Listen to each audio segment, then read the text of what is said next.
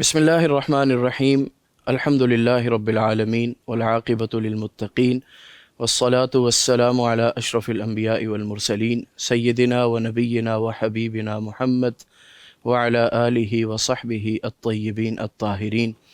ناظرین، جس وقت ہم آپ سے مخاطب ہیں یہ وقت دعاؤں کی قبولیت کا ہے، رب سے مناجات کا وقت ہے، یہ وقت اللہ تعالیٰ سے بہت کچھ سمیٹنے کا وقت ہے۔ یہ وہ وقت ہے کہ جب رحمت اور مغفرت کا فیضان عام ہو چکا اور دعاؤں کے الفاظ جو انسانوں کے لبوں سے نکلتے ہیں، نکلتے ہی اللہ رب العزت والجلال انہیں شرف قبولیت سے نوازتے ہیں اور ان پر شرف قبولیت کی جو مہر ہے وہ ثبت ہو جاتی ہے۔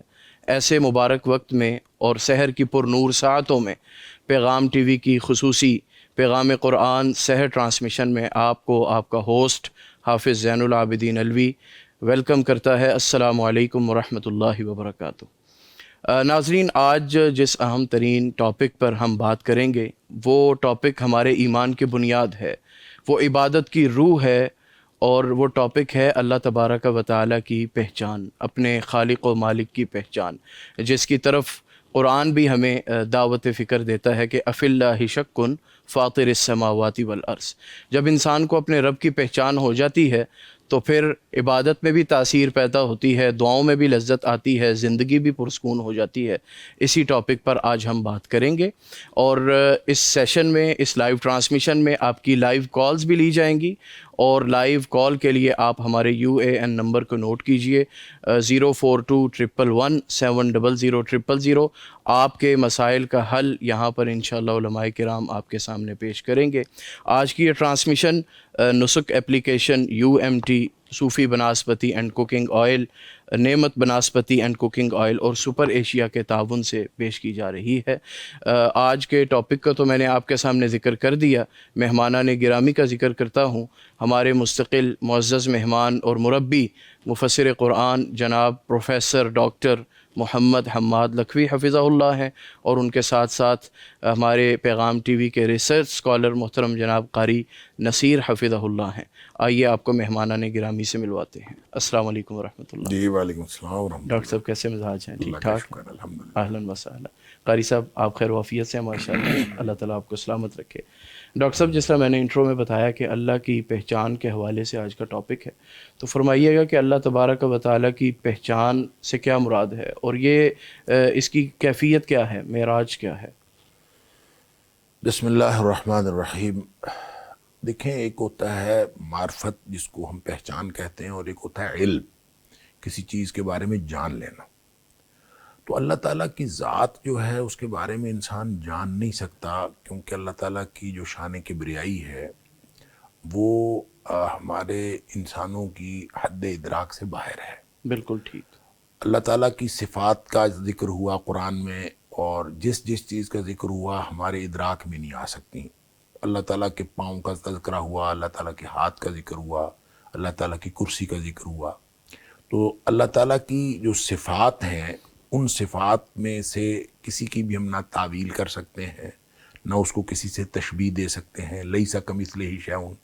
تو ہم یہی گویا اللہ تعالیٰ کی ذات کو بیان کرنا ہو تو ہم زیادہ سے زیادہ یہ بیان کر سکتے ہیں۔ میں علم کی بات کر رہا ہوں۔ جی بالکل۔ تو علم کی حد تک ہم یہ بیان کر سکتے ہیں کہ اللہ تعالیٰ کی ذات جو ہمارے تصور میں آئے ویسا نہیں ہے، سبحان اللہ۔ وہ اس سے بھی بڑا ہے۔ اگر بڑائی کا کوئی تصور ہو تو اللہ اس سے بھی بڑا ہے۔ اللہ۔ اگر کوئی خوبصورتی کا تصور ہو، اللہ تعالیٰ اس سے بھی زیادہ خوبصورت ہے۔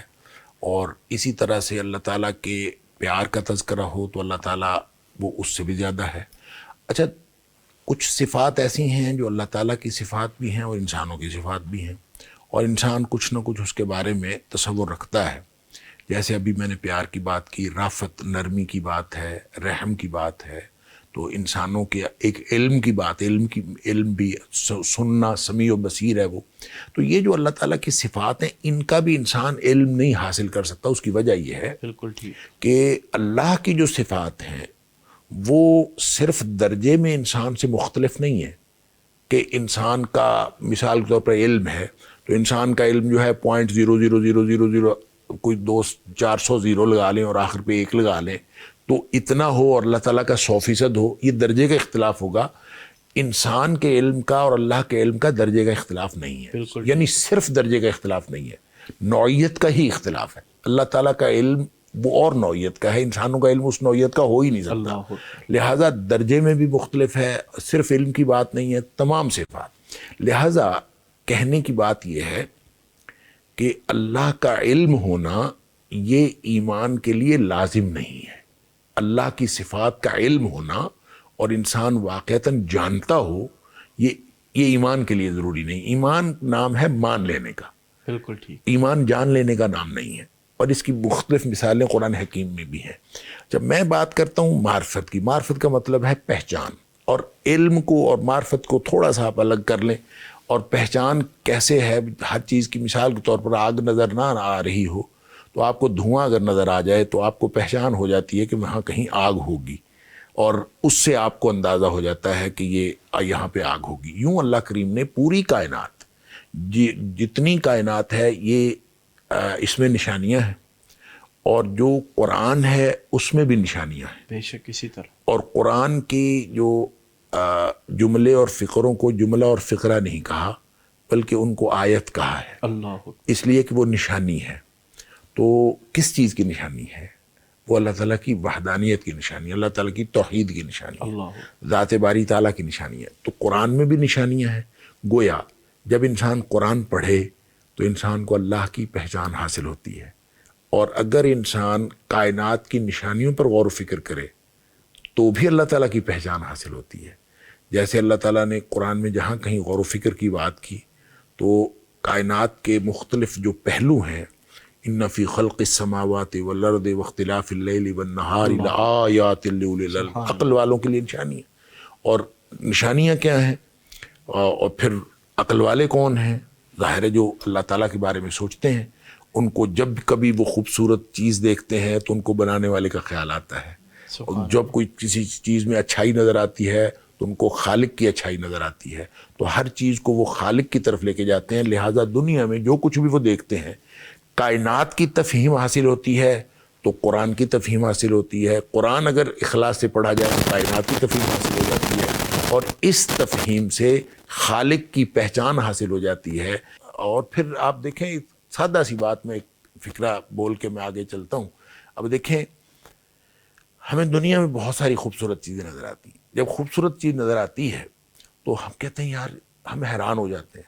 تو اللہ تعالیٰ فرماتا ہے کہ جو میں نے جنت مومنوں کے لیے بنائی ہے وہ ایسی خوبصورت ہے کہ کسی قلب کے اوپر خیال بھی نہیں کبھی گزرا. اللہ اکبر. اچھا, اس کا مطلب یہ ہے کہ جب ہمیں خوبصورت چیز نظر آئی تو ہمیں پتہ فوراً خیال جانا چاہیے کہ جنت تو اس سے زیادہ خوبصورت ہوگی. پھر جنت سے اس سے زیادہ خوبصورت ہوگی تو اس کو بنانے والا کتنا خوبصورت ہوگا. سبحان اللہ. علی ھذا القیاس, خالق کی پہچان اصل میں اس کی صفات میں حاصل ہوتی ہے, اور صفات کا اللہ کریم نے قرآن حکیم کے اندر بھی بہت زیادہ ذکر کیا ہے. اور اسی طرح جب آپ کائنات پر غور و فکر کریں تو بھی خالق کی پہچان کی طرف جو ہے وہ رہنمائی ملتی ہے. لہٰذا دونوں طرح کی نشانیاں, جو کائنات میں پھیلی ہوئی نشانیاں وہ بھی, اور قرآن میں بیان شدہ نشانیاں وہ بھی, یہ خالق کی خالقیت کی نشانیاں. سبحان اللہ. بہت وضاحت سے ڈاکٹر صاحب آپ نے اس حوالے سے رہنمائی کی. قاری صاحب کو بھی ہم شامل گفتگو کرتے ہیں. قاری صاحب, ہم تمام انسان گناہوں کے بوجھ تلے دبے ہوئے ہیں, تو اللہ تعالیٰ کی جو صفت العفو بھی ہے, تو کیسے ہمیں یہ صفت اس بوجھ سے آزاد کروا کے ایک نئی زندگی کی جو ہے وہ تازگی عطا کر سکتی ہے؟ اللہ رب العزت نے اپنی جو صفات بیان کی ہیں, ان صفات کی بنا پہ اللہ کی جو ہے وہ پہچان ہے کہ ہاں وہ خالق ہے. اور ان صفات میں سے ایک اللہ کی صفت العفو ہے کہ معاف کر دینا. سبحان اللہ. دیکھیں انسان کتنے گناہ کرتا ہے, کتنی غلطیاں کرتا ہے, کتنی نافرمانیاں کرتا ہے, اللہ سے دور بھاگتا ہے, لیکن جب انسان کو پھر وہ بلا دیتا ہے تو یاد آتا ہے جب تکلیف ہوتی ہے, کہ جب کوئی مشکل پیش آتی ہے تو پکارتا ہے, تو پھر اللہ تعالیٰ یہ نہیں کہتا کہ قاری صاحب, ہم اس حوالے سے آپ سے مزید رہنمائی لیتے ہیں. میں یہی سوال ڈاکٹر صاحب کی طرف شفٹ کرتا ہوں. تھوڑا سا ایک مائک کا ٹیکنیکل ایشو ہے, وہ اتنی دیر میں آپ کا حل ہو جاتا ہے. جی ڈاکٹر صاحب محترم. یعنی جو جواب انہوں نے دینا تھا وہ مجھے دینا تھا. جی دینا پڑے گا. دیکھیں, اللہ تعالیٰ کی جو صفات ہیں, جیسے قاری صاحب فرما رہے تھے, عفو کی بات جو ہے اس کو سمجھنے کے لیے قرآن حکیم کی اس آیت کی طرف اور آیت کے اس حکم کی طرف ہمیں جانا چاہیے جہاں اللہ کریم نے یہ فرمایا ہے کہ اللہ کے اچھے اچھے نام ہیں، وَلِلَّهِ الْأَسْمَاءُ الْحُسْنَى، اللہ تعالیٰ کے اچھی اچھی صفات، اچھے اچھے نام، فَادْعُوهُ بِهَا، ان کے ذریعے سے اللہ کو پکارا کرو۔ سبحان اللہ۔ اب یہ ان کے ذریعے سے پکارنا کیا ہے؟ اس کا مطلب ہے جو چیز انسان کو چاہیے ہو نا، تو اللہ تعالیٰ کی اس صفت کا تذکرہ کرو۔ اللہ اکبر۔ یعنی آپ کو اگر عزت چاہیے تو آپ اللہ تعالیٰ کی عزت والی صفت کی بات کریں، آپ کو رحم چاہیے اللہ تعالیٰ کی رحم والی صفت کی بات کریں، آپ اگر یہ کہہ رہے ہوں کہ یا اللہ تو میرے گناہوں کے اوپر پردہ ڈال دے، تو آپ کہیں یا اللہ تو ستار العیوب ہے، تو گناہوں کو چھپانے والا ہے تو۔ اچھا، اس طرح سے جو چیز، اور انسان کو امیری چاہیے، غنا چاہیے تو یا غنی کہ ہے، اچھا اس طرح کر کے اللہ تعالیٰ کی جتنی صفات ہیں ان کو انسان بیان کر کے ان کے ذریعے دعا کرے گا، تو یہ قرآن نے طریقہ سکھایا ہے اس کو دعا کی قبولیت کا۔ اچھا، اسی طرح جو عفو ہے، معاف کرنے والا، کہ اور نبی پاک صلی اللہ علیہ وآلہ وسلم نے فرمایا کہ تم یہ کہا کرو اللہم انک عفو، اللہ تو معاف کرنے والا ہے اور تحب العفو، معافی کو تو پسند کرتا ہے۔ سبحان اللہ۔ اچھا، اپنی بات بعد میں کرنی ہے، پہلے اللہ تعالیٰ کی صفات کی بات کرنی ہے۔ اللہ تو معافی بھی پسند کرتا ہے، تو معاف کرنے والا بھی ہے، تو مجھے بھی معاف کر دے۔ اللہ اکبر۔ اچھا، یہ مدعا جو ہے یہ بعد میں، اور قرآن نے دعا کا طریقہ بھی یہی سکھایا۔ جو سورہ فاتحہ ہے نا، اصل میں یہ صرف دعا نہیں ہے، یہ دعا بھی ہے اور طریقہ دعا کی تعلیم بھی ہے۔ تو انسان کو ہر بات، جب بھی اللہ تعالیٰ سے بات کرنی ہے تو پہلے حمد و ثنا کرنی ہے، پھر حلف وفاداری، اللہ میں تیرا ہوں، میں کسی اور کا نہیں ہوں، پھر اس کے بعد مدعا بیان کر دینا۔ تو یوں یہ دعا کی قبولیت کا طریقہ بھی ہے۔ لہٰذا ساری کی ساری اللہ تعالیٰ کی صفات جو ہیں وہ انسان کے لیے ہر اس چیز کی عطا کا ذریعہ ہیں جو انسانوں کی ضرورتیں ہیں۔ لہٰذا اللہ کو 99 یا 99 اسماء کی کیا ضرورت ہے؟ اللہ تعالیٰ کے تو صفات جو ہیں وہ تو سمندر لگ جائیں اس کو لکھنے کے لیے، اور سارے درخت دنیا کے سیاہی بن جائیں تو بھی وہ ختم نہیں ہو سکتے اللہ تعالیٰ کی صفات۔ تو یہ ہمیں جو دیے گئے ہیں، یہ انسانوں کے حوالے سے، ہماری ضرورت کے حوالے سے ہمیں 99 صفاتی نام دے دیے گئے ہیں کہ آپ نے جو چیز مانگنی ہو آپ ان صفاتی ناموں میں سے پکاریں اللہ تعالیٰ کو، اور ان کے ذریعے سے آپ اپنا مسئلہ حل کرا لیں۔ لہٰذا جس نے معافی کروانی ہے، معافی کیا ہوتی ہے؟ معافی ہوتی ہے درگزر، کہ آپ نے اللہ سے یہ کہنا ہے کہ یا اللہ تو مجھ سے درگزر کر، تو درگزر کرنے والا۔ درگزر ہوتا کیا ہے؟ درگزر یہ دیکھیں، ایک تو ہوتا ہے کہ آپ نے کوئی چیز لکھنے کے بعد آپ نے اریز کر دی، اس کا بہرحال نشان پڑتا ہے، بالکل ٹھیک ہے۔ اور ایک ہوتا ہے کہ آپ نے اس کو لکھا ہی نہیں۔ جیسے بچے کھیل رہے ہوں تو بچہ کوئی غلطی کرتا ہے تو باپ کہتا ہے کہ اس کی طرف دیکھے ہی نہ، نظر انداز کرے، بالکل اسی طرح درگزر کرے۔ سبحان اللہ۔ تو اللہ تعالیٰ جب معافی دیتا ہے نا تو لگتا یوں ہے کہ وہ چیز لکھی ہی نہیں جاتی، اللہ، وہ ویسے ہی معاف ہو جاتی ہے۔ اور کچھ چیزیں اللہ تعالیٰ لکھ کے ڈھانپ لیتا ہے، مغفرت کر دیتا ہے، اور کچھ چیزیں لکھے بغیر ہی معاف کر دیتا ہے۔ تو حضرت عائشہ صدیقہ رضی اللہ تعالیٰ عنہا کو نبی اکرم صلی اللہ علیہ وسلم نے یہ دعا سکھائی تھی کہ جب اگر لیلۃ القدر مل جائے تو انہیں اللہ سے معافی مانگنی ہے، بس اور کچھ نہیں مانگنا۔ تو گویا اگر اللہ تعالیٰ کی طرف سے معافی مل گئی تو ساری چیزیں اس کے اندر آ جاتی ہیں، انسان کا سارا مسئلہ ہی حل ہو جاتا ہے اگر اللہ تعالیٰ سے معافی مل جاتی ہے۔ لہٰذا صرف اکیلی معافی کی بات نہیں ہے، یہ تو ایک گویا یوں کہہ لیجیے انسان کی احتیاجات میں سے سب سے بڑی احتیاج ہے، جو اللہ کی صفت عفو سے حل ہو جاتی ہے۔ اور باقی اسی طرح سے جیسے جیسے اس کو ضرورت پڑتی ہے، اللہ تعالیٰ کی صفاتی نام اور اللہ تعالیٰ کی صفات موجود ہے، جیسے جیسے انسان ان کو پکارتا جائے گا اپنے مسئلے اللہ تعالیٰ سے حل کرواتا ہے۔ سبحان اللہ۔ ابھی آپ نے ایک بڑی پیاری مثال دی کہ گویا اللہ تعالیٰ درگزر کرتے ہیں، دیکھتے ہی نہیں۔ اچھا، اس میں ایک کیفیت یبدل اللہ سیئاتہم حسنات والی بھی۔ اچھا، یہ جو یبدل اللہ سیئاتہم حسنات ہے نا، یہ تائب کی بات ہے۔ اچھا ٹھیک ہے۔ جو تائب ہے، لکھا ہوا ہے، دیکھیں دو باتیں ہیں، ایک ہے کہ لکھا ہوا نہیں ہے، ایک یہ ہے لکھ بھی دیا گیا تو پھر بھی اس کو مٹا دیا جاتا ہے، اس کا نشان تک مٹا دیا جاتا ہے۔ کیا؟ التائب من الذنب کمن لا ذنب لہ، سبحان اللہ۔ اس کی جو کم از کم جو اس کا درجہ ہے وہ یہ کہ اس کا ایک دفعہ اگر سچی توبہ کرتا ہے تو وہ مٹا دیا جاتا ہے۔ اچھا، مٹا تو دیا، لیکن اگر اس کی توبہ کے بعد کا جو عمل ہے اس کا اور بعد کی جو زندگی ہے وہ اگر ایسی ہو، الا من تاب व आमना व आमिल अमलन सालिहा, सुभान अल्लाह। यानी सिर्फ तौबा करके वो मुतमईन होकर नहीं बैठ गया, बल्कि बकिया ज़िंदगी ज़्यादा मेहनत की और ज़्यादा कोशिश करता रहा और आमाल सालिहा करता रहा। तो जिस कदर उसकी तौबा की बाद वाली ज़िंदगी अच्छी होगी, उसके असरात उस मिटे हुए गुनाहों के ऊपर होंगे। सुभान अल्लाह। और वो मिटे हुए गुनाह जो हैं, ताइबु मिनद दम्बि कमन ला दम्ब लहू, फिर वो गुनाह सारे के सारे अल्लाह ताला नेकियों में तब्दील कर देता है। उनके बारे में फरमाया उलाइका युबद्दिलुल्लाहु सय्यातिहिम हसनात, अल्लाह ताला उनकी किए थे गुनाह और बाद की ज़िंदगी तौबा और तौबा के बाद की ज़िंदगी, उसकी वजह से फिर अल्लाह ताला उनको ये इनाम के तौर पर देता है कि जो गुनाह किए हैं वो भी सारे के सारे नेकियों में तब्दील हो जाते हैं। सुभान अल्लाह, बहुत ही खूबसूरत। क़ारी साहब मोहतरम, आप भी इस हवाले से एक रहनुमाई करने लगे थे, लेकिन एक कॉलर आ गए हैं। अस्सलाम वालेकुम व रहमतुल्लाह। अस्सलाम वालेकुम। वालेकुम अस्सलाम। जी, झंग से नईम रज़ा साहिब, कैसे मिजाज हैं? ठीक ठाक है? जी शुक्र अल्हम्दुलिल्लाह। जी मोहतरम, फरमाइए। मेरी मोबाइलों की शॉप है, अच्छा जी। मोबाइल शॉप, जी और डाटा वगैरह का काम करता हूँ कंप्यूटर में, सॉन्ग, फिल्में, गाने, ड्रामा सब। क्या ये ठीक है? अच्छा ठीक है। आपका सवाल मुकम्मल हो गया। जी बहुत शुक्रिया कॉल के लिए। मोहतरम डॉक्टर साहब, भाई ने सवाल किया एक। अब देखें, जिन चीज़ों में अल्लाह की नाफरमानी हो रही है, वो उसको आप एज ए बिज़नेस कर रहे हो, तो आप गोया लोगों को मुआवनत कर रहे हैं अल्लाह ताला की नाफरमानी पर। लिहाजा ऐसा बिज़नेस बिल्कुल नहीं करना चाहिए। या तो अपना बिज़नेस तब्दील करें, और या फिर उसमें अपने आप को लिमिट करें कि जिन चीज़ों में अल्लाह ताला की नाफरमानी है, वो कोई गाने वगैरह है, फिल्में वगैरह हैं, वो ना करें। और वो वाली फिल्में, आजकल तो फिल्म बतौर इंस्ट्रूमेंट के वो तो नाजायज़ रही नहीं। ये जो हम काम कर रहे हैं इस वक्त, जो चल रहा है, ये भी फिल्म ही है।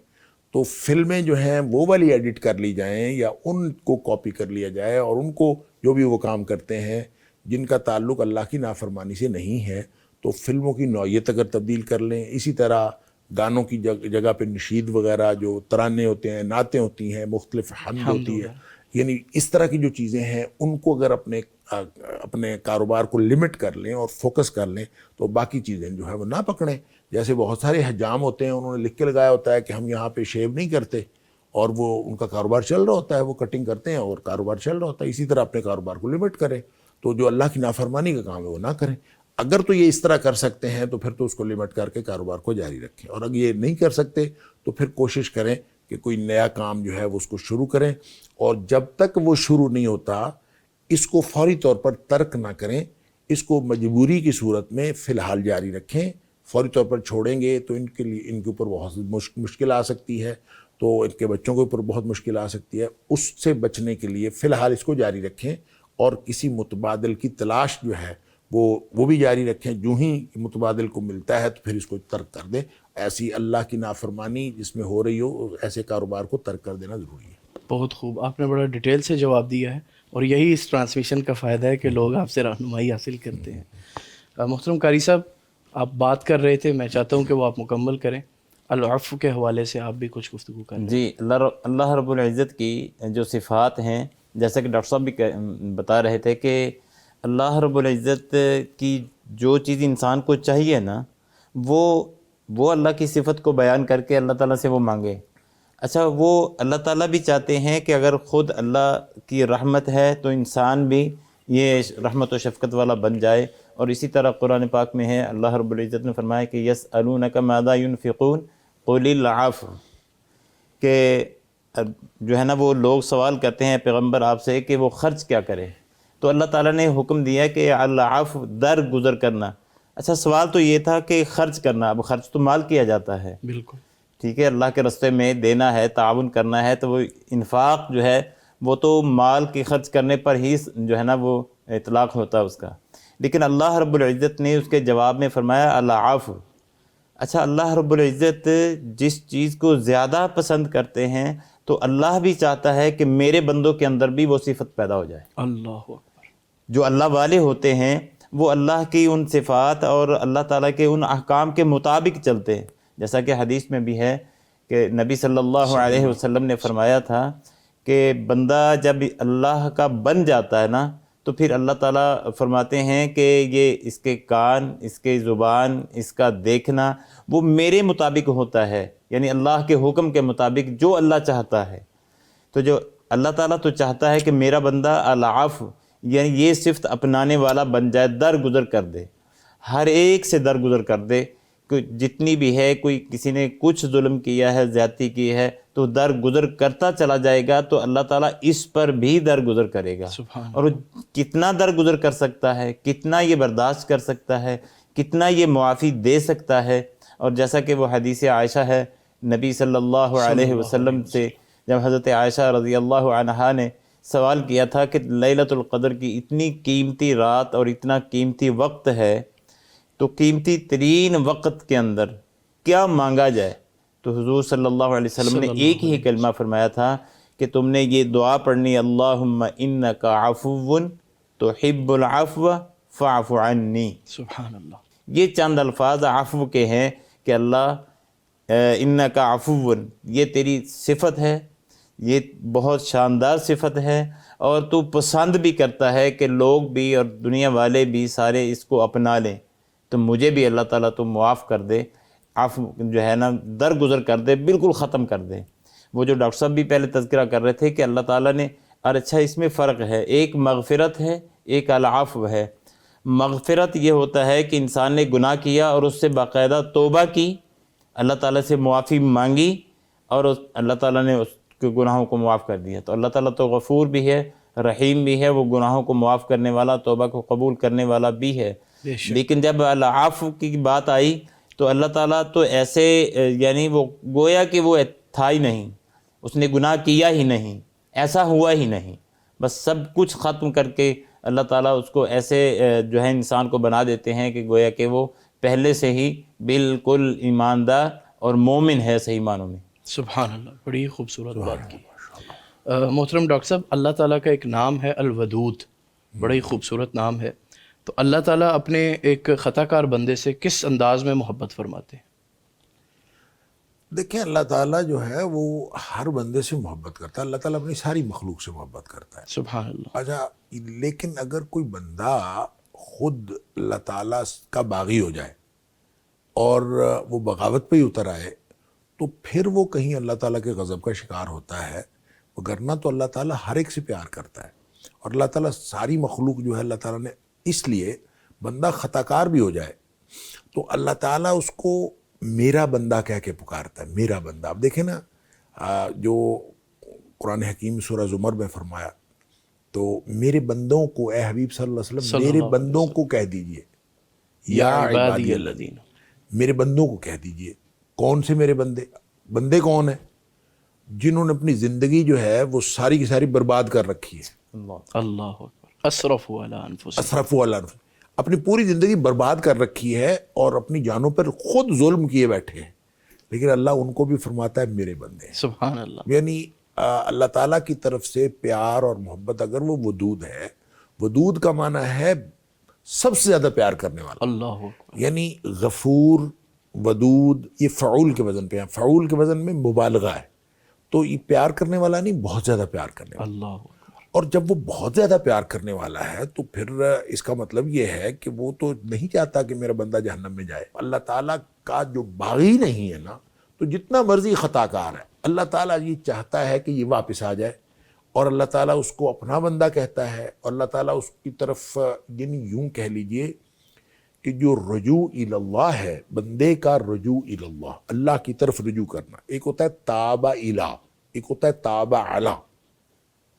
تاب الی ہوتا ہے بندے کا اللہ کی طرف رجوع کرنا، واپس آنا، اور تاب علی ہوتا ہے اللہ کا بندے کی طرف توجہ فرمانا۔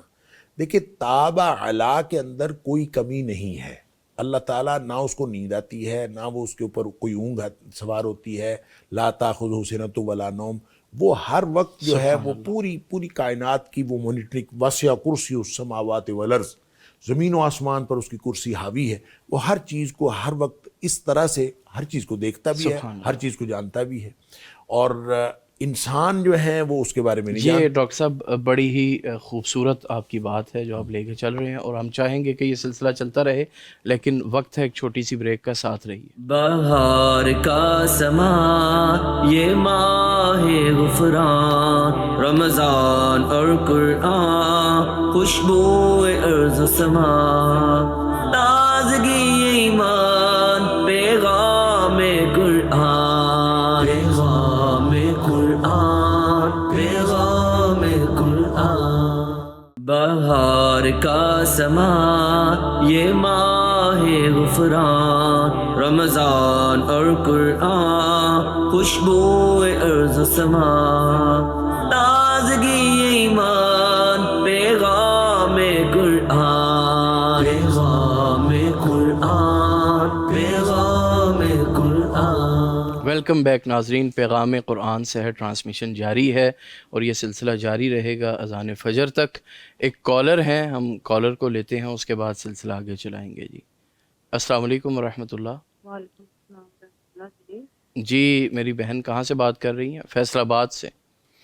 ہاں جی، میں مسز اسد بات کر رہی ہوں۔ جی جی فرمائیے گا، کیا سوال ہے آپ کا؟ میرا ڈاکٹر حماد سے کوشچن ہے جی جی کہ نا ایک انسان بہت زیادہ یعنی کہ دل کا مخلص بھی ہو اور ہر لحاظ سے اس کا کردار بھی با اخلاق ہو انسان، اور وہ یعنی کہ اللہ تعالیٰ کے آگے بھی جھکنے والا اور فرما بردار ہو، لیکن اس کا جو ہے نا وہ واسطہ اچھے لوگوں سے نہ پڑتا ہو، بہت زیادہ ظالم اور تنگ دل لوگوں سے واسطہ پڑتا ہو، تو اس کے پیچھے کیا وجہ ہے؟ کیا کوئی گناہ ہے اس کا یا پھر یہ آزمائش ہے؟ یہ کیسے پتہ چلے؟ اور اس کے لیے اگر کوئی وظیفہ بھی بتا دیں تو بہت جزاک اللہ خیر۔ جی ٹھیک ہے، شکریہ کال کرنے کے لیے۔ محترم ڈاکٹر صاحب یہ کویشچن آپ کے لیے ہے۔ دیکھیں، اللہ کریم نے ہمیں جو اس دنیا میں پیدا کیا ہے نا، امتحان کے لیے پیدا کیا ہے، اور امتحان کا جو انداز ہے وہ ہر شخص سے اللہ تعالیٰ مختلف طریقے سے امتحان لیتا ہے۔ کسی سے چھین کے امتحان لیتا ہے، کسی کو عطا کر کے امتحان لیتا ہے، کسی کو آزمائش دے کے، کسی کو ہوتی، ہر چیز آزمائش ہے، خوشحالی بھی آزمائش ہوتی ہے، تنگ دستی بھی آزمائش ہوتی ہے۔ وہ انہوں نے سوال کے دوران ایک کہا کہ کیسے پتہ چلتا ہے کہ میں یہ اللہ تعالیٰ کی طرف سے کوئی آزمائش ہے یا یہ کسی گناہ کی سزا ہے، کیسے پتہ چلتا ہے؟ یہ پتہ چلتا ہے انسان کے اپنے کردار سے۔ اگر تو آپ کو اس واقعے کے بعد، مثال کے طور پر اگر رشتہ دار اچھے نہیں ہیں یا دوست احباب اچھے نہیں ہیں، یا جن کے ساتھ بھی آپ کے سسرال ہے واٹ ایور، تو وہ آپ کے ساتھ اچھا سلوک نہیں کر رہے، تو اس کے نتیجے میں کیا ہو رہا ہے؟ جو نتیجے میں ہو رہا ہے، اگر تو اس کے نتیجے میں آپ کو اللہ کی یاد زیادہ آتی ہے، اللہ کے قرب میں آپ اپنے آپ کو اللہ کے قرب میں محسوس کرتے ہیں، اور آپ اس میں جو رجوع اللہ ہے وہ زیادہ ہو گیا ہے، تو پھر تو آپ سمجھ لیں کہ یہ اللہ تعالیٰ نے آپ کے لیے یہ آزمائش جو تھی، اور آزمائش بھی اس لیے تھی کہ آپ صبر کریں گے اور آپ کے درجات کی بلندی کے لیے تھی۔ تو انسان کو اپنے کردار سے محسوس ہوتا ہے، اور اگر کسی وجہ سے جو بھی کوئی معاملہ پیش آیا ہے اس کے بعد انسان یہ محسوس کرے کہ میں اللہ سے دور ہو رہا ہوں، چاہے وہ بیماری ہے، چاہے وہ کوئی تنگ دستی ہے، چاہے وہ کوئی لوگوں کا ظلم ہے، لوگوں کی جو انڈیفرنس ہے، لوگوں کا جو رویہ جو ہے وہ بالکل ٹھیک نہ ہو، کوئی بھی کسی طرح کا کوئی اگر اس کو کوئی آزمائش آتی ہے، اس کے بعد انسان محسوس کرتا ہے کہ وہ اللہ کے قریب جانے کی بجائے اللہ سے دور ہوا ہے، اور اس کا دل جو ہے وہ دوری کی طرف مائل ہے، تو اس کا مطلب یہ ہے کہ کسی گناہ کی سزا ہے۔ اور جو گناہ کی سزا، دیکھیں اللہ تعالیٰ جب سزا دیتا ہے نا کسی کو، تو اللہ تعالیٰ یہ روٹی روزی نہیں چھینتا، اللہ تعالیٰ سجدے کی طاقت چھینتا ہے، سجدے کی توفیق چھینتا ہے۔ لہٰذا جب سجدے کی توفیق زیادہ ملے تو آپ اللہ پہ آپ خوش ہوں کہ یہ اللہ تعالیٰ نے آپ کو ایک آزمائش دی تھی، اس آزمائش کے نتیجے میں آپ کامیاب ہو چکے ہیں انشاءاللہ، اور آپ اس کے ذریعے اللہ تعالیٰ کے قریب ہو چکے ہیں۔ اور اگر اس کے بعد آپ کا رویہ درست نہیں ہے اور آپ کا طرز عمل آپ سمجھتے ہیں کہ آپ اللہ سے دور ہوئے ہیں، تو پھر اس کا مطلب یہ ہے کہ یہ آپ کو کسی گناہ کی سزا ملی تھی اور آپ مزید دور ہو گئے ہیں۔ پھر آپ کو فکر کرنے کی ضرورت ہے، اپنا پورا رویہ، اپنے پورے معاملات درست کرنے کی ضرورت ہے۔ پوری زندگی سے آپ کا دیکھیں کہیں کوئی گناہ تو نہیں ہے، اپنی زندگی کا ہر گناہ اس کو اپنی زندگی سے نکالنے کی ضرورت ہے۔ جب آپ اس طرح سے نکال کے پھر چلیں گے تو پھر انشاءاللہ وہ ونس اگین وہ درجات کی بلندی کا باعث ہو جائے گا۔ اور اگر انہوں نے جو اپنے سوال کے شروع میں کہا کہ بندہ مخلص بھی ہو، اللہ تعالیٰ کی بندگی کرنے والا بھی ہو، سب کچھ ہو، پھر ایسے لوگوں سے رویہ کیوں واسطہ پڑتا ہے اور کیوں، تو یہ کیوں والا جو جواب ہے یہ اللہ کے پاس ہے، اور اللہ نے امتحان کے لیے ہمیں یہاں بھیجا ہے، اور یہ کس کو کیوں کرتا ہے. اللہ کو تو کوئی کیوں کہہ ہی نہیں سکتا. اللہ نے ہر چیز کے اندر کوئی نہ کوئی حکمت رکھی ہوتی ہے. اللہ واللہ یعلم وانتم لا تعلمون، اللہ جانتا ہے اور تم نہیں جانتے. تو اگر وہ تنگ دستیاں جو آپ صبر کرتے ہیں، نبی پاک صلی اللہ علیہ وسلم فرمایا المومن الذی یخالط الناس، وہ مومن جو لوگوں کے درمیان رہتا ہے، وَيَصْبِرُ عَلَىٰ أَذَاهُمْ، اور ان کی دی ہوئی تکلیفوں پر صبر کرتا ہے.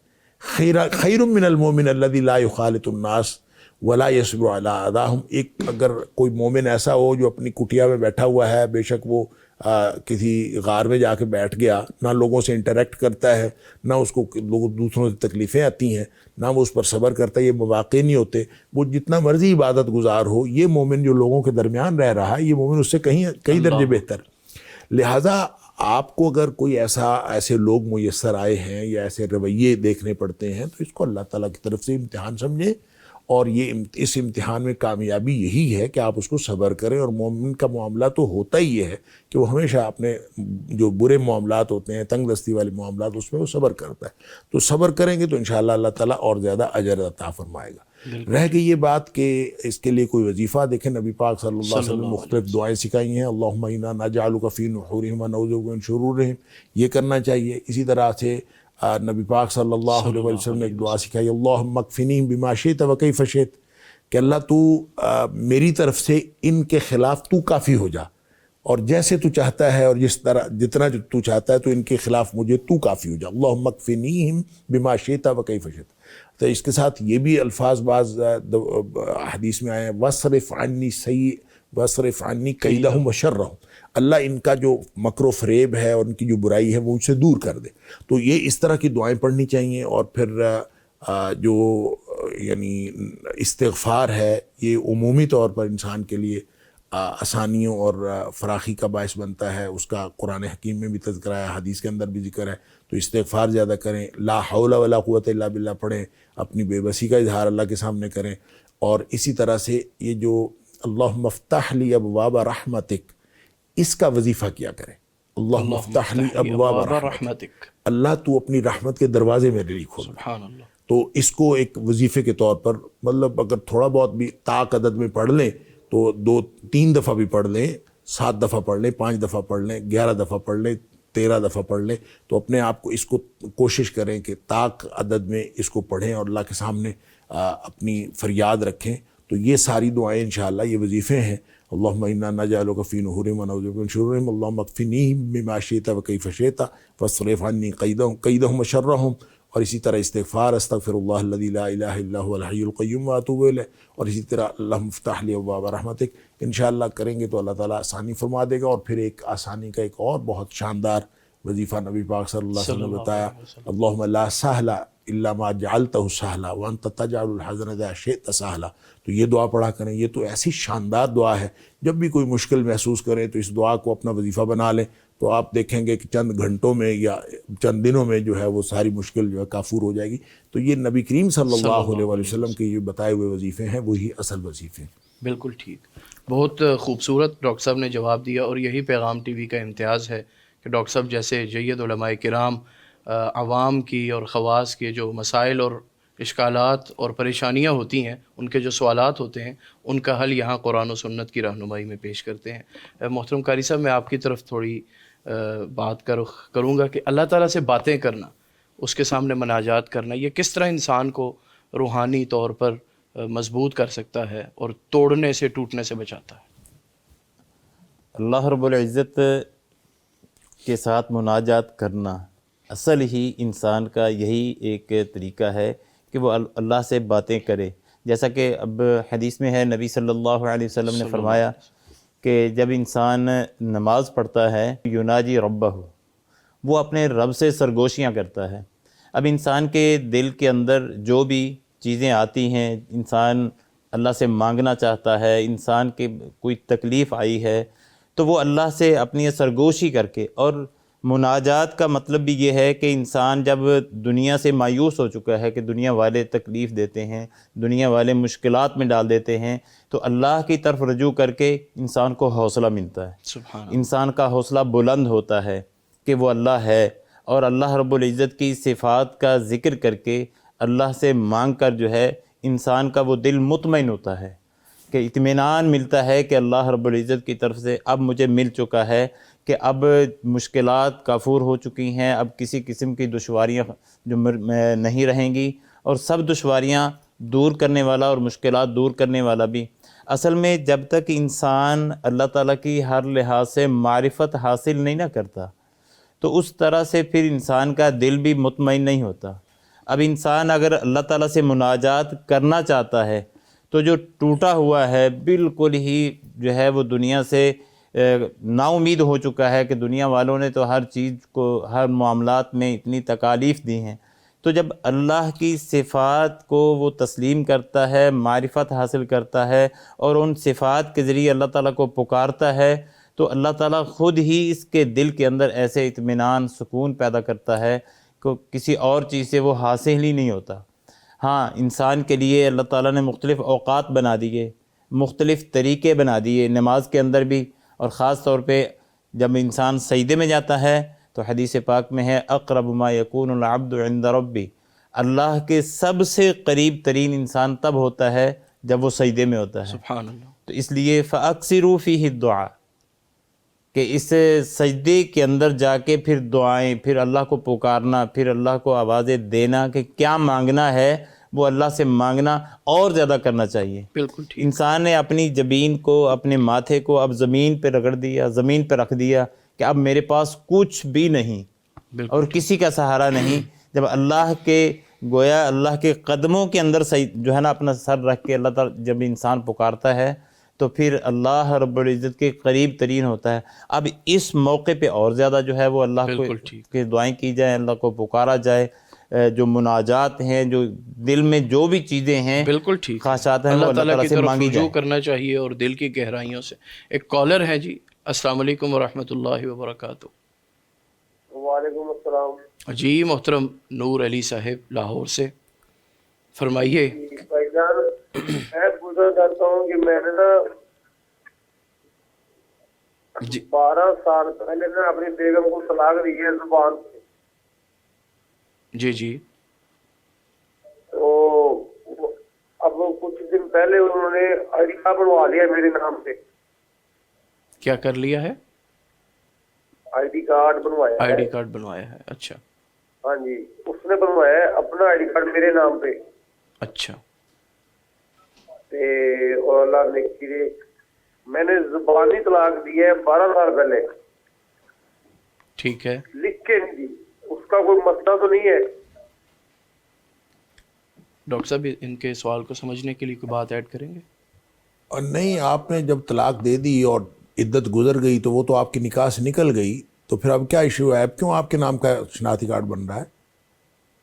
پتہ نہیں، وہ تو نادرا والے تو کہتے ہیں بھی شوہر کے ٹائم کے علاوہ بنتا ہی نہیں ہے، شوہر کا ادھکار لگے گا تو بنے گا، لیکن انہیں بنوا لیا ہے۔ نہیں، وہ اصل ٹھیک ہے، آپ کی کال کرنے کا شکریہ، بہت شکریہ۔ اچھا جی، گزارش اصل میں یہ ہے کہ ان کا ایشو یہ ہے کہ وہ سمجھتے ہیں کہ صرف جو زبانی طلاق دے دی ہے وہ طلاق شاید نہیں ہوئی، اس لیے نادرا والے کہتے ہیں کہ آپ کا شناختی کارڈ شوہر کے ساتھ بنے گا۔ اصل میں ان کو قانونی کارروائی کرنے کے لیے طلاق نامہ چاہیے، اور طلاق نامے کے بغیر نادرا سے تو ان کا ریکارڈ آف نہیں ہوگا نا۔ بالکل ٹھیک۔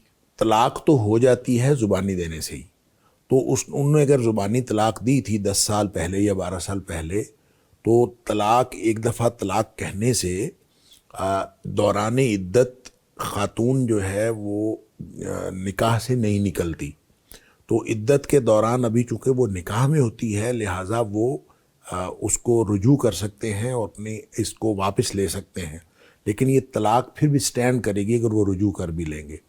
لیکن اگر عدت گزر گئی اور اس دوران انہوں نے رجوع نہیں کیا تو عدت گزرنے کے بعد وہ عورت نکاح سے نکل جاتی ہے۔ ٹھیک ہے، اب وہ نکاح سے نکل کے آزاد ہے، وہ چاہے کسی اور سے نکاح کرے، چاہے وہ واپس اسی شخص سے بھی نکاح کرنا چاہے، اگر دوبارہ ان کا کوئی آپس میں مسئلہ ہو تو یہ دوبارہ نکاح بھی کر سکتے ہیں اور وہ کہیں اور بھی کر سکتی ہے۔ اب 10-11 سال پہلے انہوں نے طلاق دی، اور طلاق دینے کے بعد اس کو طلاق کو رجسٹر نہیں کروایا.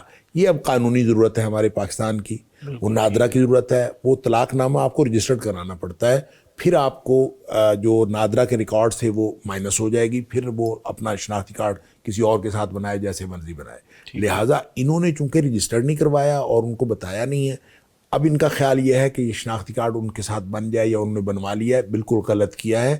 اب آپ کا اس کے ساتھ کوئی تعلق نہیں ہے. وہ خاتون جو ہے وہ آپ کے ساتھ کوئی تعلق نہیں رکھتی. آپ کو کرنا یہ چاہیے کہ طلاق نامہ رجسٹرڈ کروائیں یونین کونسل میں, اور رجسٹر کروانے کے بعد پھر نادرہ میں جمع کروائیں, اور نادرہ میں جب وہ طلاق نامہ جمع ہو جائے گا تو پھر اس کا نام آپ کی فیملی سے ریموو ہو جائے گا, اور پھر اس کا شناختی کارڈ جو ہے وہ نئی فیملی کے ساتھ یا جس کے ساتھ وہ رہ رہی ان کے ساتھ بن جائے گا. بالکل ٹھیک ہے. ڈاکٹر صاحب محترم, ابھی الودود اللہ تعالیٰ کے نام کا میں نے آپ کے سامنے ذکر کیا.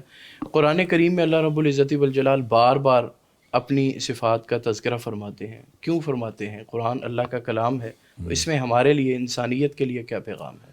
دیکھیں, میں نے تو پہلے ہی عرض کیا تھا کہ یہ ساری صفات جو ہیں, اللہ کی صفات تو اتنی ہیں کہ 7 سمندر اگر سیاہی بن جائیں اور دنیا کے جو درخت ہیں وہ سارے قلم بن جائیں تو اللہ تعالیٰ کی صفات ختم نہیں ہو سکتی. ہمیں جو اللہ تعالیٰ نے اپنی صفات کا بار بار تذکرہ کر کے سمجھایا ہے وہ یہ انسانوں کی احتیاج کے حوالے سے ہے. بالکل کہ انسان جو ہے جس کو وہ سمجھتا ہو کہ جس کے ساتھ میری گفتگو ہے, جس کے ساتھ میرا معاملہ ہے, وہ السمیع ہے, ہر چیز سننے والا ہے. اور اجیب دعوت الداعی اذا دعان, صرف میں سنتا نہیں ہوں, میں اس کی پکار کا جواب بھی دیتا ہوں جب بھی وہ مجھے پکارے. اب اگر کسی شخص کو یہ معلوم ہے کہ میں ایک ایسی ہستی کے ساتھ منسلک ہوں جو ہستی ہر وقت سننے والی ہے, اور بصیر دیکھنے والی بھی ہے, خبیر الخبیر بھی ہے, ہر طرح کی خبر رکھنے والا ہے, تو میں اس کے ساتھ میں جب بھی پکاروں گا وہ میری بات سنے گا. تو اس سے جو ہے وہ اس کے اندر ایک اپنی جو ذات کے بارے میں, جیسے لوگ کہتے ہیں فنائے ذات, ایک اثبات ذات پیدا ہوتا ہے. اچھا, ذات کا اثبات پیدا ہوتا ہے, جس کو اقبال نے خود ہی کہا ہے. اچھا, اقبال نے ایک بڑی زبردست بات کی, اس نے کہا یہ جب انسان دعا کرتا ہے نا, دعا تو دعا اصل میں اٹ سیلف انسان کے اندر نفی ذات سے اثبات ذات کی طرف لے جاتی ہے انسان کو اپنے. بالکل. کیونکہ اس کی وجہ یہ ہے کہ انسان گویا اس بات کا یقین رکھتا ہے کہ میرا ایک اللہ ہے, وہ السمیع البصیر ہے, وہ میری بات سن بھی رہا ہے اور مجھے دیکھ بھی رہا ہے. اللہ تو میری بات سن رہا ہے, تو میری جگہ کو, میری پوزیشن کو تو دیکھ رہا ہے. تو جب انسان کو یہ پتا ہو کہ میرا اللہ مجھے دیکھ رہا ہے, تو اس کا مطلب یہ ہے دعا اصل میں چاہے انفرادی ہو چاہے اجتماعی ہو, اقبال کہتا ہے کہ دعا اصل میں انسان کی ان پوشیدہ آرزوؤں کی ترجمان ہے کہ جو کائنات کے اندر ہولناک سکوت ہے, جو اس کی بات کا کوئی جواب نہیں دیتا, تو ایک ایسی ہستی ہے جو اس کی پکار کا جواب دیتی ہے. اللہ اکبر, سبحان اللہ. اور جو ہی اس کو اس بات کا احساس ہوتا ہے کہ میرا اللہ میری بات سنتا اور مجھے دیکھتا اور میری باتوں کا جواب دیتا ہے, تو ساتھ ہی ساتھ اس کی نفی ذات جو ہے وہ تبدیل ہو جاتی ہے اس بات ذات میں کہ میں بھی موجود ہوں تو میری بات سن رہا ہے نا, سبحان اللہ. میری بھی کوئی اینٹیٹی ہے نا, میں اس کی مخلوق ہوں, جتنی مرضی چھوٹی مخلوق ہوں, جتنی مرضی کمزور مخلوق ہوں, لیکن جتنا مرضی میں گناہ گار ہوں, میرا سننے والا میرا ایک اللہ ہے. اور جب میرا اللہ ہے تو یہ گویا ایک ایسا کنیکشن قائم ہوتا ہے مخلوق کا اور خالق کا ان صفات کے ذریعے سے. تو اصل میں یہ ساری کی ساری صفات الہیہ جو ہے فدعوہ بہا, ان کے ذریعے سے تم دعائیں کرو, یہ اصل میں انسانوں کی احتیاجات پوری کرنے کے لیے ہیں. اور اللہ تعالیٰ نے بار بار جو اپنی معرفت اپنی صفات کے ذریعے سے کروائی ہے کہ انسان جب اس کے ذریعے سے اللہ تعالیٰ کو پکارے گا تو اس سے سارے مسئلے حل ہوں گے, اللہ دعائیں سنیں گا. دعائیں کی قبولیت کے جتنے صورتیں ہیں وہ ایک الگ معاملہ ہے. انسان کی جو اپنی کیفیت ہے وہ تبدیل ہوتی جاتی ہے. وہ جیسے اقبال ہی نے کہا ہے کہ تیری آرزو ہے کہ تیری آرزو ہو پوری. وہ کیا ہے کہ تیری دعا سے قضا تو بدل نہیں سکتی, مگر ہے اس سے یہ ممکن کہ تو بدل جائے. اللہ اکبر. تیری دعا ہے کہ تیری آرزو ہے کہ تیری آرزو ہو پوری, میری آرزو ہے کہ تیری آرزو بدل جائے. اللہ. تو انسان اصل میں خود بدلتا ہے. دعا جب کر رہا ہوتا ہے تو اللہ تعالیٰ تو اللہ کی ذات تو وہی ہے, اللہ السمیع بھی ہے, اللہ البصیر بھی ہے, اللہ جواب دینے والا بھی, اللہ عطا کرنے والا بھی. اللہ تعالیٰ کی صفات ساری کی ساری کانسٹنٹ ہے, یہ بدلتا ہے. یہ جب اللہ تعالیٰ کی طرف اس کی توجہ ہوتی ہے تو یہ اللہ تعالیٰ کی توجہ کا مستحق ہو جاتا ہے. تاب الا پہلے جو بات ہو رہی تھی, یہ جب تاب الا کرتا ہے تو اللہ تعالیٰ کی طرف سے تاب علا میں پہلے بھی کوئی کمی نہیں ہوتی. کمی ہوتی تو انسان کی طرف سے ہوتی. اللہ تو جو ہی یہ تاب الا یعنی اللہ کی طرف یہ توجہ کرتا ہے, رجوع کرتا ہے, تو پھر یہ اللہ تعالیٰ کی توجہ کا اور اللہ تعالیٰ کی رحمت کا مستحق ہو جاتا ہے. لہٰذا ادھر کمی نہیں ہے, کمی ساری کی ساری انسان کے اندر ہے. اور یہ صفات الہیہ جو ہیں جو قرآن میں اللہ تعالیٰ نے بیان کی ہیں, اور یہ ساری کی ساری صفات انسان کو نہ صرف امید دلاتی ہیں بلکہ اس کی جو اپنا وجود ہے اس وجود کا جو استحقاق ہے وہ بھی سمجھاتی ہیں. بہت خوب, بہت خوب. ایک کالر ہے جی, ہم کالر شامل کریں گے. السلام علیکم ورحمۃ اللہ. وعلیکم السلام. جی محترمہ بہن فرمائیے گا, کدھر سے بات کر رہی ہیں؟ میرا یہ سوال ہے کہ جی میاں بیوی کا یہ جو ازدواجی تعلق ہوتا ہے, کہتے ہیں نا کہ عورت نہ ادا کرے تو ساری رات رشتے لانتے ڈالتے ہیں. تو میرا خامد نشہ کرتا ہے, اس حالت میں اگر نہ کر دی جائے تو کوئی گناہ تو نہیں ہے؟ ایک میری ساسو مام جو ہے اس کو پیمپر لگتا ہے تو وہ بار بار پیمپر چینج کرنے سے, اس کی وہ شرمگاہ دیکھنے سے روزہ ٹوٹ تو نہیں جاتا. تیسری بات یہ ہے کہ نا یہ جو پیریڈز کے دوران ہم میڈیسن کھا لیں کہ نہ آئیں, روزہ رکھنے میں کوئی حرج تو نہیں ہے؟ پلیز یہ بتا دیں. اللہ پاک آپ کو صحت تندرستی دے. شکریہ کال کرنے کے لیے پیغام ٹی وی میں. جی محترم ڈاکٹر صاحب. سبحان اللہ, ماشاء اللہ, انہوں نے ایک سانس میں 3 سوال پوچھے. جی دیکھیں, جو سب سے پہلی بات ہے, انہوں نے بڑا اچھا, اللہ تعالیٰ ان کو جزائے خیر دے, اس طرح کے سوالات لوگوں کے ذہنوں میں تب ہی پیدا ہوتے ہیں جب ان کو اللہ کی ناراضگی کا خطرہ ہوتا ہے. تو اللہ تعالیٰ ہمارا جو جذبہ ایمان ہے اس کو اور زیادہ کرے, اور یہ ایمان کی علامت ہے کہ انسان کو اللہ کی ناراضگی کا خوف ہو, یہ ایمان کی علامت ہے. لہٰذا ایک تو میں اپریشیٹ کروں گا کہ وہ اس طرح کے سوالات جو آدمی عام طور پہ نہیں پوچھ سکتا انہوں نے بھی پوچھے ہیں, اور یہ قرآن کے اس حکم کے بالکل عین مطابق ہے. فَاسْأَلُوا أَهْلَ الذِّكْرِ إِن كُنتُمْ لَا تَعْلَمُونَ. تمہیں نہ پتہ ہو تو جن کو پتہ ہے ان سے پوچھ لیا کریں. اچھا, بہرحال اس میں جو سب سے پہلی بات ہے کہ جو شوہر کے جو حقوق ہے وہ پورا کرنے میں اگر کوئی چیز رکاوٹ بن رہی ہے, مثال کے طور پر انہوں نے کہا کہ میرا جو شوہر ہے وہ نشہ کرتا ہے. اب دیکھیں, نشہ کرنے کے بہت سارے آفٹر ایفیکٹس ہیں, اور وہ جو ایفیکٹس ہیں وہ باہمی حقوق میں اور حقوق کی ادائیگی میں رکاوٹ بنتے ہیں. اس لیے جس قدر وہ اس کا نشہ کرنا حقوق میں رکاوٹ بن رہا ہے, اس قدر اگر یہ اس میں انکار کی مرتکب ہوں گی تو انشاءاللہ امید ہے گناہ گار نہیں ہوں گی, کیونکہ اس کی وجہ یہ بن رہی ہے کہ وہ اس کے نشے کی وجہ سے ان کے باہمی حقوق متاثر ہوتے ہیں. اگر باہمی حقوق متاثر نہ ہوتے ہوں تو شوہر کی بدمزاجی یا شوہر کی کوئی خرابی وہ حقوق کی ادائیگی میں یا حقوق کی ادائیگی میں تساہل کی بنیاد نہیں بن سکتی. کہ خاتون کہے کہ چونکہ میرا شوہر جو ہے بڑا بدمزاج ہے لہذا میں اس کے حقوق ادا نہیں کرتی, وہ یہ نہیں کر سکتی.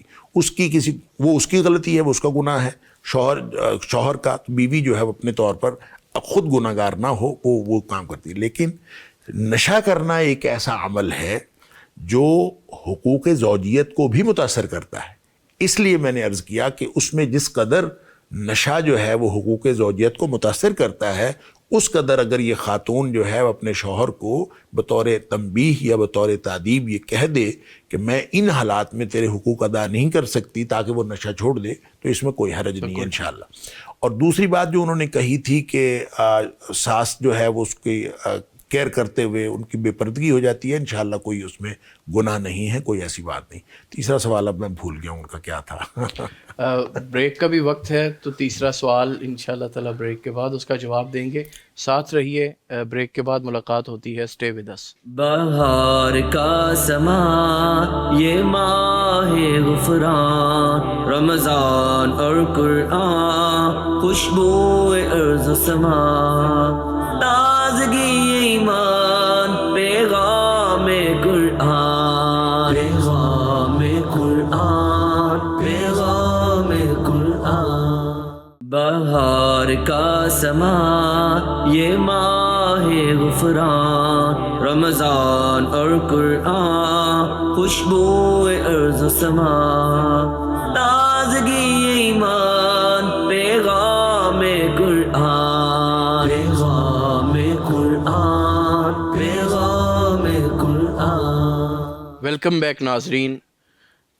پیغام قرآن سے ٹرانسمیشن جاری ہے. بریک میں جانے سے پہلے آپ احباب کے سوالات بھی لیے جا رہے تھے اور محترم ڈاکٹر حماد لکھوی صاحب ان سوالات کے جواب بھی دے رہے تھے. اللہ تبارک و تعالیٰ کی پہچان کے حوالے سے بھی رہنمائی ہو رہی تھی. ڈاکٹر صاحب محترم، بریک میں جانے سے پہلے ایک کویسچن ہماری ایک بہن نے کیا تھا، اس کا جواب رہ گیا تھا کہ خاتون اپنے پیریڈز کو روکنے کے لیے میڈیسن یوز کر سکتی ہے کہ روزے رکھ سکے؟ اچھا، میرے خیال میں یہ ایک تکلف ہے.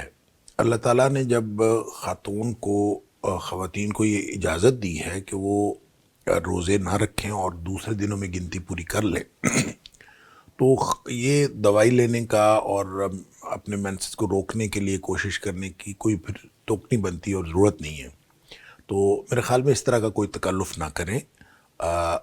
اگر تو کوئی ایسی پرابلم ہوتی کہ بعد میں روزے نہ رکھے جا سکتے ہوتے یا روزوں میں کوئی ثواب میں کمی ہوتی تو پھر تو کہا جا سکتا تھا کہ ٹھیک کر لیں. یا پھر ایسی مجبوری حج کے دوران ہوتی ہے کہ حج کے دوران بعض اوقات جو ہے وہ جو فلائٹس کا شیڈیول اس طرح کا ہوتا ہے کہ لوگ جو ہیں اگر خواتین کو وہاں مینسز آ جائیں تو جو طواف افاضہ یا مختلف جو حج کے مناسک ہیں ان کے اندر کوئی پرابلمز پیدا ہو جاتے ہیں، تو وہاں تو کوئی چلیں مجبوری کے تحت کر لیں کیونکہ شیڈیول فکس ہوتا ہے. تو یہاں اللہ تعالیٰ نے سہولت پہلے ہی دے رکھی ہے اور اس سہولت سے فائدہ اٹھانا چاہیے اور خام خواہ اپنے آپ کو کسی پیچیدگی میں مبتلا نہیں کرنا چاہیے، کیونکہ جب وہ دوائی کھاتے ہیں تو پھر وہ نیچرل پیریڈز نہیں رہتے، اس کے اندر کچھ نہ کچھ جو ہے وہ ڈیفیکٹ آتا ہے اور شیڈیول کے اندر گڑبڑ ہوتی ہے. تو اس سے بچنا چاہیے اور اپنے آپ کو نیچرل رکھنا چاہیے جتنا زیادہ قدرتی طور پر ہو. اور شریعت نے جب اجازت دی ہے تو پھر میرے خیال میں اس طرح کی کوئی ضرورت نہیں ہے. بالکل ٹھیک ہے. اس بہن کا بھی شکریہ جس نے یہ کویسچن کیا، ہمت کی اور باقیوں کے لیے بھی رہنمائی کا ایک سبب بنا. کالر ہیں جی ایک اور. السلام علیکم ورحمۃ اللہ. جی ساہیوال سے محمد اقبال صاحب، فرمائیے گا کیا پوچھنا چاہتے ہیں؟ جی میں وہ اپنا السلام علیکم ورحمۃ اللہ زین صاحب. جی وعلیکم السلام ورحمۃ اللہ. فرمائیے آپ اپنا سوال کیجیے. ہم روزے رکھاتے ہیں تو اس میں کوئی نشہ کرنے والے لوگ بھی جو گلیوں میں پھرتے ہیں وہ آ جاتے ہیں. تو ایک ہمارے ادھر امام صاحب انہوں نے کہا کہ ان کو کھانا کھلانا گناہ ہے. اچھا ٹھیک ہے، بہت شکریہ کال کے لیے. ڈاکٹر صاحب اس حوالے سے رہنمائی فرمائیں. جنہوں نے اس کو گناہ کہا ہے ان کے پاس کوئی دلیل ہوگی؟ میرے پاس تو ان کو اس کو گناہ قرار دینے کی کوئی دلیل نہیں ہے. اللہ کسی کو کھانے سے روکنا. ہاں میرا خیال یہ ہے کہ اس میں بے روز بھی آ جاتے ہیں، جنہوں نے روزہ نہیں رکھا وہ بھی آ جاتے ہیں اور گناہ گار بھی آ جاتے ہیں. اور ایک بات بہرحال اس میں اہتمام کرنا چاہیے کہ جو افطاری کروانے کے لیے زکوٰۃ کے پیسوں کا استعمال کرتے ہیں وہ درست نہیں ہے. ٹھیک ہے.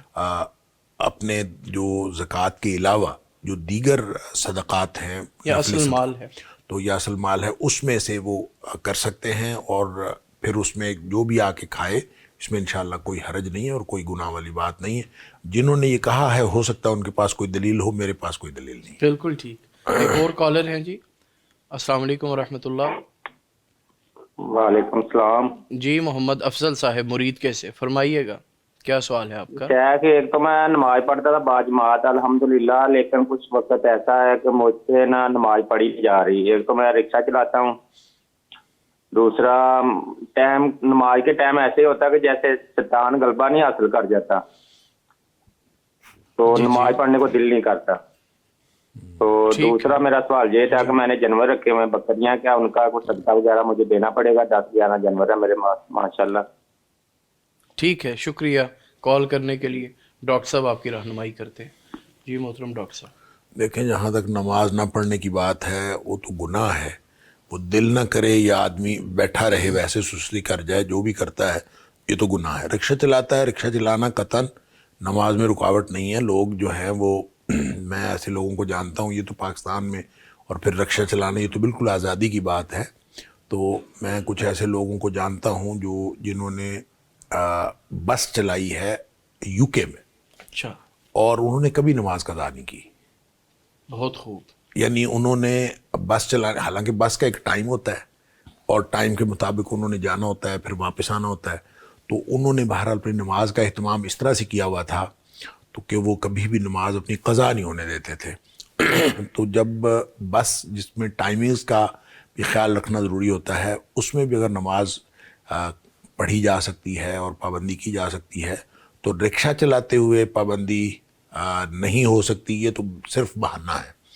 اور اگر دل نہیں کرتا اعوذ پڑھیں، اپنے آپ کو دیکھیں کوئی گناہ ایسا تو نہیں ہو رہا جس کی وجہ سے اللہ تعالیٰ بطور سزا سجدے کی توفیق چھین رہا ہے، یا کوئی ایسا معاملہ ہو تو اپنی زندگی کا جائزہ لیں اور اپنے گناہوں سے توبہ کریں، تو انشاءاللہ یہ جو سستی ہے نماز کی آہستہ آہستہ یہ بہتر ہو جائے گا۔ اور کوشش کریں اس وقت ہر کام چھوڑ دیں اور اپنے آپ کو یہ سمجھائیں کہ میں اس دنیا میں میرے وجود کا جواز ختم ہو جائے گا اگر میں اللہ کی بندگی سے منہ پھیر لوں گا۔ تو اس کی اللہ کی بندگی کا سب سے پہلا جو عمل ہے وہ تو نماز ہے۔ تو جب اس طرح اپنے آپ کو سمجھائیں گے تو، اور اعوذ پڑھیں خاص طور پہ چونکہ شیطان حملہ کرتا ہے، اپنے آپ کو اعوذ پڑھ کے دم کریں اور پھر سورہ فاتحہ، آیت الکرسی اور چاروں کل کا دم کریں، انشاءاللہ شیطان کا غلبہ جو ہے اور اس کا حملہ وہ پیچھے ہٹ جائے گا اور اللہ تعالیٰ آپ کو اس کی توفیق عطا فرما دے گا۔ دوسرا کویسچن تھا ان کا کہ میرے 10-11 جانور ہیں۔ اچھا، یہ جانوروں والا یہ مختلف لوگ سوال پوچھتے ہیں رمضان میں، اور بھی کہیں کسی نے پوچھا میرے سے، بڑی حیرت ہوئی مجھے۔ یہ عجیب مسکنسیپشن ہے معاشرے کے اندر کہ جیسے یہ کہا جاتا ہے کہ صدقۃ الفطر جو ہے وہ گھر میں آنے والے ہر فرد کا دیا جانا ضروری ہے، اور اگر ایک بچہ جو ہے وہ نیا بھی پیدا ہو گیا تو اس کا بھی۔ اچھا، لوگوں نے اس میں جانور بھی شامل کیے ہوئے ہیں اور وہ سمجھتے ہیں کہ شاید جو جانور ہیں ان کی طرف سے بھی صدقۃ الفطر دینا ہے۔ اس لیے وہ کوئی شخص پوچھ رہا تھا کہ میری بکری جو ہے وہ کل سوئی ہے اور اس کے بچے ہیں، تو کیا میں اس کی طرف سے بھی دوں گا؟ اچھا، تو یہ نا لوگوں کو دلچسپ سوال، دلچسپ۔ تو اسی طرح وہ یہ بھی جو پوچھ رہے تھے 10-11 جانور ہیں تو مجھے کچھ دینا پڑے گا؟ کچھ نہیں دینا پڑے گا، جانوروں کے اوپر نہیں ہے، یہ انسانوں کے اوپر ہے۔ اور انسانوں میں سے وہ ضرور ہے کہ آپ کا اگر کوئی ملازم بھی ہو اور تو آپ کے گھر میں رہتا ہو تو اس کی طرف سے بھی آپ کو دینا پڑے گا، اور دینا بھی یہ پڑتا ہے بالکل رمضان کے آخر پہ، عید سے 1-2 دن پہلے۔ بالکل ٹھیک۔ اور یہ ابھی فوری طور پر جو صدقۃ الفطر ہے وہ لاگو بھی نہیں ہوا، نہ روزے داروں کے اوپر اور نہ ہی کسی جو اپنے گھر والے ہیں اہل خانہ ان کی طرف سے۔ یہ لاگو ہوگا عید سے تھوڑا سا پہلے اور رمضان کے بالکل آخر پہ، اور اس وقت جو ہے وہ گھر کے جتنے افراد ہیں ان کی طرف سے دینا ہے، جانوروں کی طرف سے نہیں دینا۔ بالکل ٹھیک ہے۔ ایک اور کالر ہیں جی، السلام علیکم ورحمۃ اللہ۔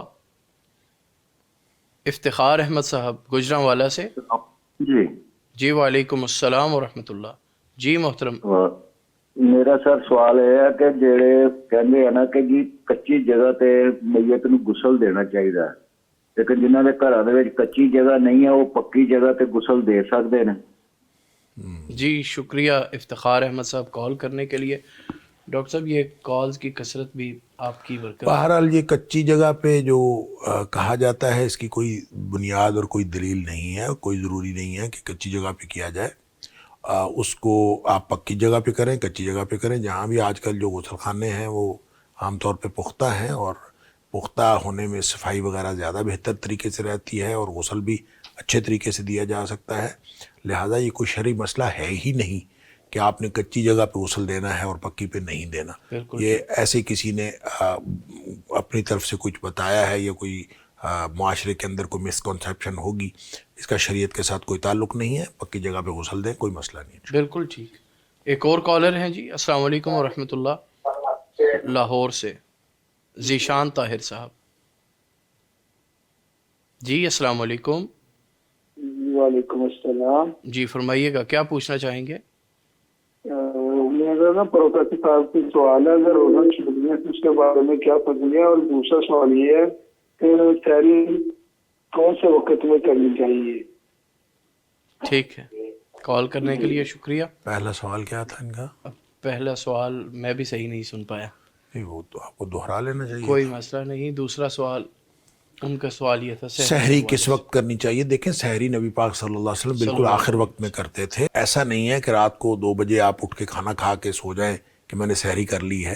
سحری جو ہے بالکل آخر وقت پہ کرنی چاہیے۔ آخر وقت سے مراد جو اذان فجر ہے اس سے ذرا پہلے.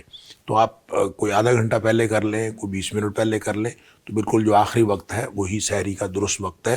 محترم قاری صاحب, اللہ تعالیٰ کی ذات کے پہچان کے حوالے سے بات ہو رہی تھی.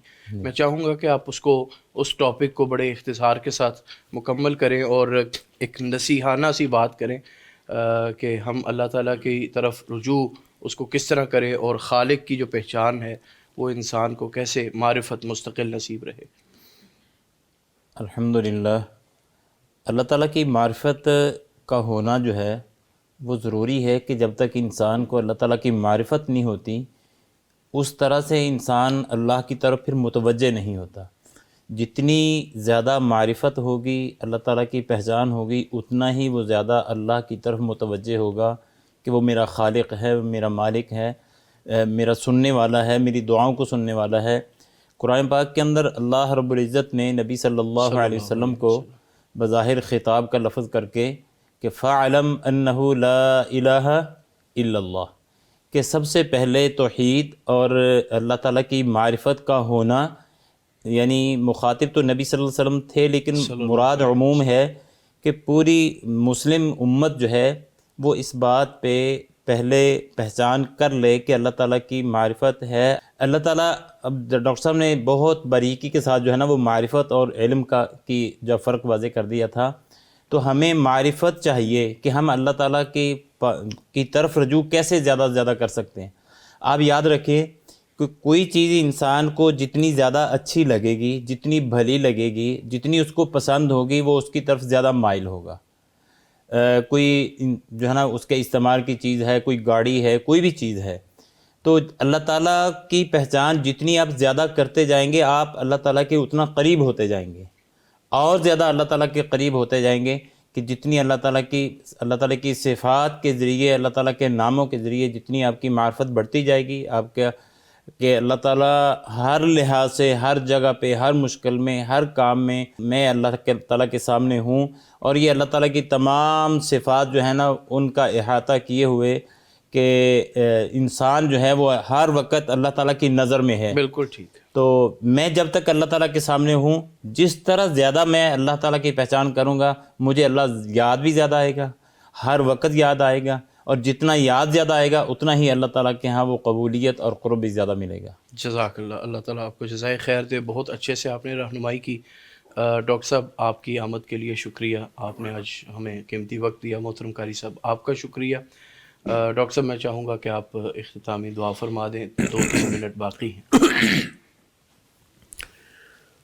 یا رب لک الحمد کما ینبغی لجلال وجہک وعظیم سلطانک. یا رب لک الحمد کما ینبغی لجلال وجہک وعظیم سلطانک. یا رب لک الحمد کما ینبغی لجلال وجہک وعظیم سلطانک. اللہم صلی علی محمد وعلی آل محمد کما صلیت علی ابراہیم وعلی آل ابراہیم انکا حمید مجید. اللہم بارک علی محمد وعلی آل محمد کما بارکت علی ابراہیم وعلی آل ابراہیم انکا حمید مجید. ربنا آتنا فی الدنیا حسنة وفی الآخرة حسنة وقنا عذاب النار. اللہم احسن عاقبتنا فی الامور کلها واجرنا من خزي الدنيا وعذاب الآخرة. اللهم أجرنا من خزي الدنيا وعذاب الآخرة. اللهم رحمتك نرجو فلا تكلنا إلى أنفسنا طرفة عين وأصلح لنا شأننا كله لا إله إلا أنت ولا إله غيرك. اللهم أصلح لنا ديننا الذي هو عصمة أمرنا وأصلح لنا دنيانا التي فيها معاشنا وأصلح لنا آخرتنا التي فيها معادنا واجعل الحياة زيادة لنا في كل خير واجعل الموت راحة لنا من كل شر. اللہ تو ہمارا دین اچھا کر دے, ہمارے دین کی اصلاح فرما دے جو ہمارے معاملے کا اصل تحفظ ہے. اللہ ہماری دنیا بھی اچھی کر دے جس میں ہمیں رہنا ہے.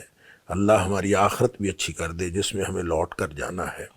اللہ ہماری زندگی ایسی بنا دے جو ہر لمحہ خیر میں اضافے کا باعث ہو, اور اللہ ہماری موت ایسی بنا دے جو ہر طرح کے شر سے راحت کا سامان بن جائے. اللہم طہر قلوبنا من النفاق واعمالنا من الرياء والسنتنا من الكذب واعیننا من الخیانہ فإنك تعلم خائنة الأعين وما تخفي الصدور. اللهم ألهمنا رشدنا وأعذنا من شرور أنفسنا. اللهم اجعل سريرتنا خيرا من علانيتنا واجعل علانيتنا صالحا. اللهم إنا نسألك الإخلاص في العلم والعمل وحسن الخاتمة. اللهم إنا نعوذ بك من زوال نعمتك وتحول عافيتك وفجاءة نقمتك وجميع سخطك. رب ارحمهما كما ربياني صغيرا. ربنا هب لنا من أزواجنا وذرياتنا قرة أعين واجعلنا للمتقين إماما. آمين. يا حي يا قيوم برحمتك نستغيث. يا حي يا قيوم برحمتك نستغيث. ربنا تقبل منا إنك أنت السميع العليم وتب علينا إنك أنت التواب الرحيم. وصلی اللہ تعالی علی خیر خلقی محمد وآلہ وصحبہ اجمعین. آمین آمین. ناظرین، اس کے ساتھ پیغام قرآن سحر ٹرانسمیشن کا وقت ختم ہوا چاہتا ہے. خوش رہیے، خوش رکھیے، اجازت دیجیے. اللہ حافظ. ناصر. بہار کا سما یہ ماہ غفران، رمضان اور قرآن خوشبو ارض و سما، تازگی ایمان پیغام قرآن، پیغام قرآن، پیغام قرآن.